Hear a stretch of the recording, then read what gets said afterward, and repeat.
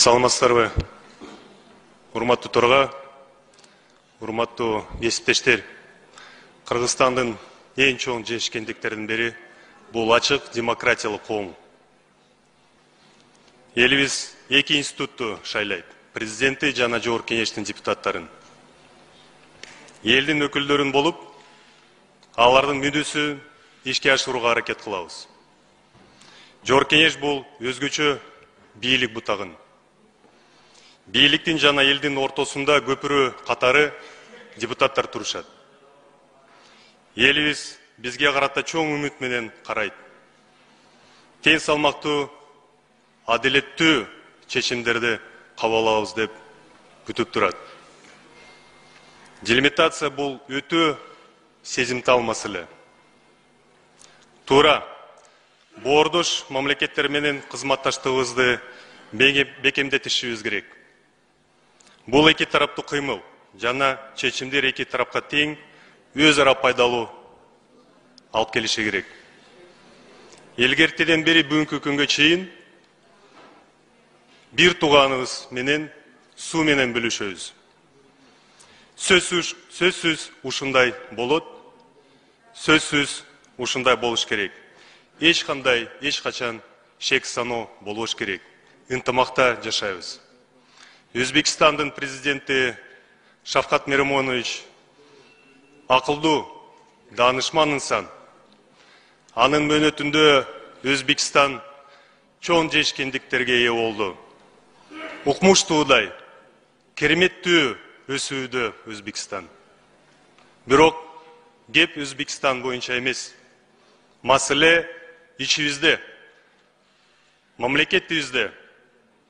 Сый-урмат менен талкуулоо болуш керек. Депутаттардын өзгөчө макамы бар.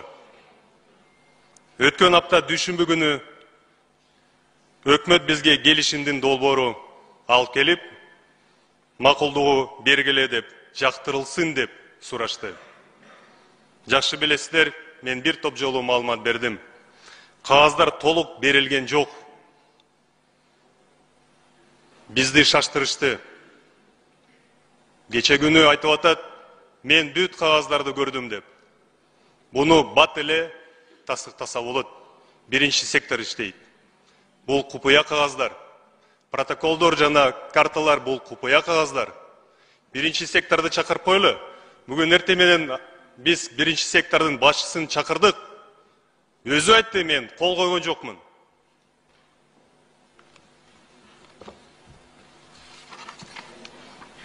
Мына урматтуу кесиптештер, өткөн апта ушул пакет делимитация боюнча колума тийди. Башка кагаздар жок эле. Сиздер ушул жерде катышып, өзүңүздөр айттыңыздар. Кана кагаздар, кана тиркемелер. Ошол күнү бекитилген күн тартиби боюнча биз сиздер менен кыргыз-өзбек чыгарасында айрым участоктарында делимитация боюнча өкмөттүн маалымат угуу жана талкуулоо бекиткенбиз. Толук күнү ушул биринчи пункттун алкагында биз маалымат укканбыз. Анан кийин 10 октябрында ушул кагаз келип түштү бизге. 11 күнү 11 октябрында бизге башка кагаз келип түшүп атат. Берилген кагаздарды кайтарып бергиле деп жазып атат. Окубай эле кайтарып бергиле деп айтып атат. Ошого карабастан, урматтуу кесиптештер, бардыгын регламент негизинде алып бардым. Комитеттин мүчөлөрүнө бүт маалымат бердим. Кечинде кворум болду. Президенттин ыйгарым укуктуу өкүлү сунуш кирип койду, 3 пункт катары кирип койлу деп. Депутаттардын сунушу негизинде добушка койдум, мажбурмун. Бул биздин табиятыбыз. Бул коллегиалдык орган. Мен жалгыз чечимди кабыл албайм.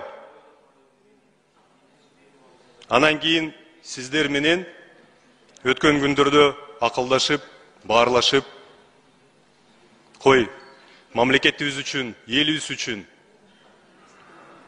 талашпай, тынч ээлеген төрагалыктан өз ыктыярым менен кетем деп чечимге чыктым. Бирок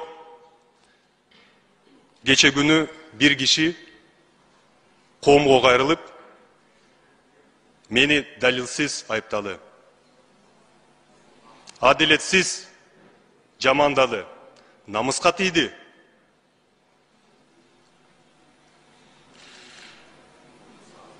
Кылыч жарасы бүтөт, тил жарасы бүтпөйт. Мен жооп бербесем болбойт, урматтуу депутаттар.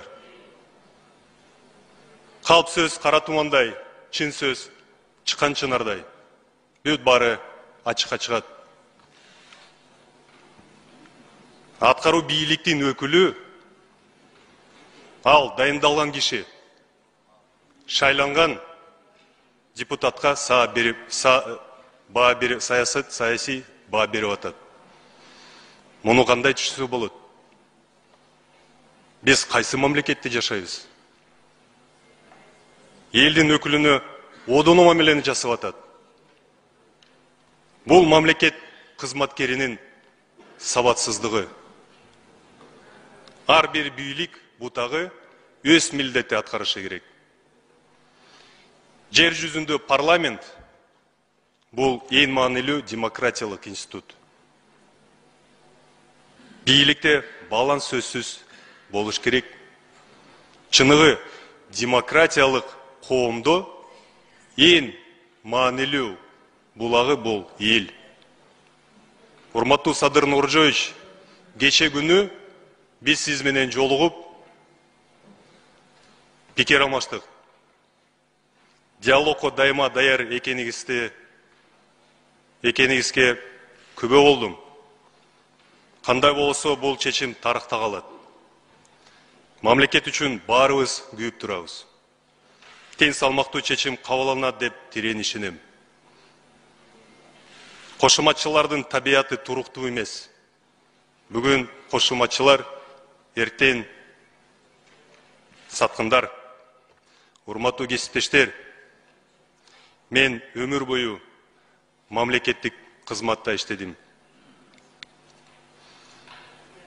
Мамлекеттик органдарда дипломатия чөйрөсүндө 22 жыл иштедим. Көп пайда алып келдим. Өзбекстандагы кыргыз элчилигибизде 100 жыл иштедим. Бул маселелерди ичинен билем. Мен кадровый дипломатмын. Эч ким мага кызмат жолумда түрткү берген эмес. Ар бир тепкичти өзүмдүн эмгеги менен басып өттүм. Мамлекетке алып келген пайдам чоң, бирок эч кандай дешевый пиар кылган эмесмин. Алектенген эмесмин. Бүт аракеттерим жогорку кеңештин аброюн көтөрүш үчүн жумшалган.